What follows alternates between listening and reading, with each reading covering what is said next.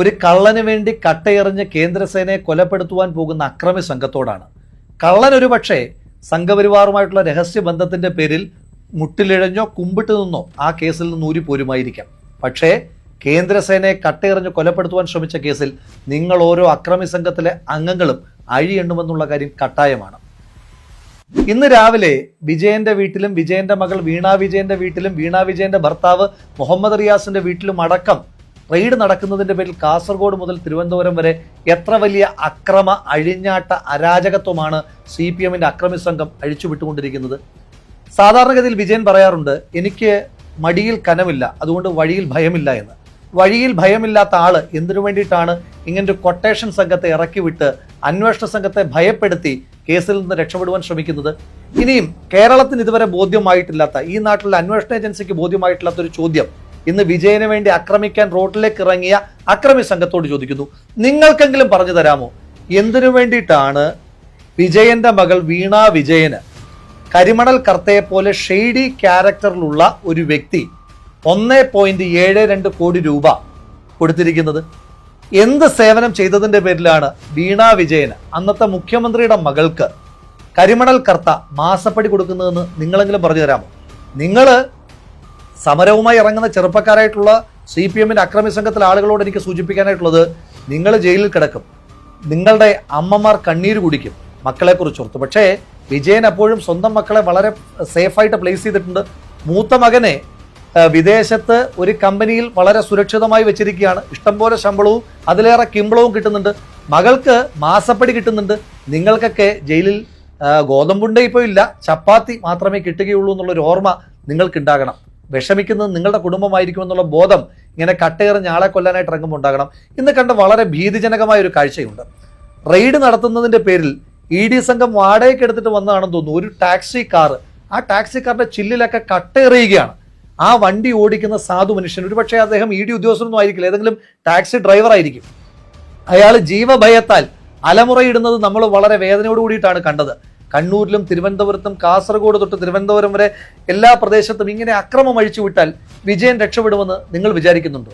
വിജയനെ രക്ഷിക്കണമെന്ന് ആഗ്രഹിക്കുന്ന ആളുകൾ വലിയ വർത്തമാനമൊന്നും പറയാതെ ലളിതമായി പറഞ്ഞാൽ മതി, എന്തിനാണ് കരിമണൽ കർത്ത 1.73 കോടി രൂപ വീണ വിജയന് കൊടുത്തത്? അത് പറഞ്ഞാൽ കേസ് തീർന്നു. കേരളം ഒറ്റക്കെട്ടായിട്ട് ഒരുമിച്ച് വിജയന്റെ കുടുംബത്തോടൊപ്പം നിൽക്കും. ഇതിനെ ഇക്വേറ്റ് ചെയ്യാൻ ഉടനെ രാഹുൽ ഗാന്ധിയുടെ കേസുമായിട്ട് വരികയാണ്. രാഹുൽ ഗാന്ധിയെ ED ചോദ്യം ചെയ്തിട്ടുണ്ട്, ശരിയാ. രോഗബാധിതയായ ശ്രീമതി സോണിയാഗാന്ധിയെ ചോദ്യം ചെയ്തിട്ടുണ്ട്, അതും ശരിയാ. പക്ഷെ അതൊന്നും കരിമണൽ കർത്തയുടെ കയ്യിൽ നിന്ന് മാസപ്പടി കൈക്കൂലി വാങ്ങിയ കേസിലല്ല അവരെ ആരെയും ചോദ്യം ചെയ്തത്. അത് കേന്ദ്ര സർക്കാരിന്റെ വേട്ടയാടലായിരുന്നു. പ്രതിപക്ഷത്തുള്ള എല്ലാ നേതാക്കന്മാരെയും വേട്ടയാടുമ്പോഴും വിജയന് വലിയ സംരക്ഷണമായിരുന്നു മോദിയുടെ നേതൃത്വത്തിലുള്ള കേന്ദ്ര സർക്കാർ എല്ലാ കാലത്തും കൊടുത്തു പോന്നിരുന്നത്. ഇന്ന് നടന്ന റെയ്ഡ് പോലും ബഹുമാനപ്പെട്ട ഹൈക്കോടതി ഇടപെടലിനെ തുടർന്നുള്ളതാണ്. എനിക്ക് ചോദിക്കാനുള്ളത്, എന്തിനാണ് ബഹുമാനപ്പെട്ട ഹൈക്കോടതി EDയോട് റെയ്ഡ് നടത്തുവാൻ ആവശ്യപ്പെട്ടതിന്റെ അടിസ്ഥാനത്തിൽ ED നടത്തുന്ന റെയ്ഡിനെ ഇങ്ങനെ പ്രതിരോധിക്കുവാൻ ശ്രമിക്കുന്നത്? നിയമത്തിന്റെ വഴിക്ക് പോയാൽ പോരെ എന്ന് തീരുമാനിച്ചാൽ പോരെ?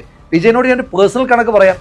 എനിക്കെതിരെ നിങ്ങളുടെ മെയിലിൽ ഒരു പരാതി വരുന്നു, ഊരും പേരും വാലും തലയും ഒന്നുമില്ലാത്തൊരു പരാതി, ഒരു മൊഴി പോലും രേഖപ്പെടുത്താതെ. പിന്നീട് കോടതിക്ക് പോലും എനിക്ക് ജാമ്യം തരുമ്പോൾ നിങ്ങളുടെ പോലീസിനെയും നിങ്ങളുടെ അന്വേഷണ സംഘത്തെയും വിമർശിക്കുന്ന രീതിയിൽ എന്നെ അറസ്റ്റ് ചെയ്ത് പോയിട്ട് ഞാൻ ആ അന്വേഷണ സംഘത്തെ പൂർണ്ണമായ സഹകരണമല്ലേ നടത്തിയത്? ഈ നാട്ടിൽ എത്രയോ മനുഷ്യന്മാർ അന്വേഷണത്തോട് സഹകരിക്കുന്നുണ്ട്. നിങ്ങൾ മാത്രം എന്തുകൊണ്ടാണ് അന്വേഷണത്തെ ഭയപ്പെടുന്നത്? അപ്പോൾ അതിന് കൃത്യമായ കാരണമുണ്ട്, നിങ്ങൾക്ക് നല്ല പേടി തട്ടിയിട്ടുണ്ട്. അപ്പോൾ അതുകൊണ്ട് വിജയ, ഒന്ന് പറഞ്ഞ് രണ്ടാമത്തതിന് ഞാൻ കോരന്റെ മകനാണ് എന്ന് പറഞ്ഞാൽ എക്സംഷൻ ഒന്നും കിട്ടില്ല. ഈ രാജ്യത്തെ എല്ലാ മനുഷ്യന്മാർക്കും ഒരേ നിയമമാണ്, ഭാരതീയ ന്യായ സംഹിത. അത് കോരന്റെ മകന് കോരന്റെ ന്യായ സംഹിതയൊന്നും വേറെയില്ല. അപ്പം അതുകൊണ്ട് ഈ നാട്ടിൽ ഒരുപാട് മനുഷ്യന്മാർ കരുതി കൂട്ടി വെച്ചിരുന്ന കണക്കുണ്ട്. അത് നിങ്ങൾ ആദ്യമായി മഴുവെച്ച് കൊലപ്പെടുത്തിയ വാടിക്കൽ രാമകൃഷ്ണൻ തൊട്ട് പിന്നീട് നിങ്ങൾ കണ്ണീര് കുടിപ്പിച്ച ഒരുപാട് മനുഷ്യന്മാരുടെ കണ്ണീരിന്റെ കടം നിങ്ങളുടെ ജീവിതത്തിൽ ഇനി ബാക്കിയുണ്ട്. അപ്പോൾ ആ കടമൊന്നും വീട്ടാതെ നിങ്ങൾക്ക് ഈ ജീവിതം അവസാനിച്ചു പോകില്ല എന്നുള്ള നല്ല ബോധ്യം വേണം.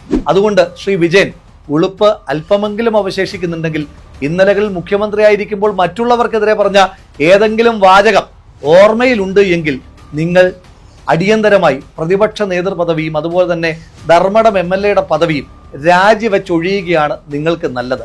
അതല്ല എങ്കിൽ നിങ്ങൾ ഇന്നലകളിൽ മറ്റുള്ളവർക്ക് നേരെ എറിഞ്ഞ ധാർമ്മികതയുടെ ആ വാക്കുകൾ സ്വയം കെട്ടിത്തൂങ്ങിച്ചാകും എന്നുള്ള കാര്യത്തിൽ ഒരു തർക്കവും വേണ്ട. ക്ലീഷയായ ഒരു ഡയലോഗ് ഓർമ്മപ്പെടുത്തുന്നു, നീ ചെയ്തതിനൊക്കെയും നിന്നോട് ഈ നാട് പകരം ചോദിക്കും. നിന്റെ പ്രവർത്തികൾ ഓരോന്നും നിന്റെ തലമേൽ പതിക്കുക തന്നെ ചെയ്യും. മറക്കണ്ട, ഒന്നും മറക്കാൻ ഈ നാട് ഉദ്ദേശിക്കുന്നു.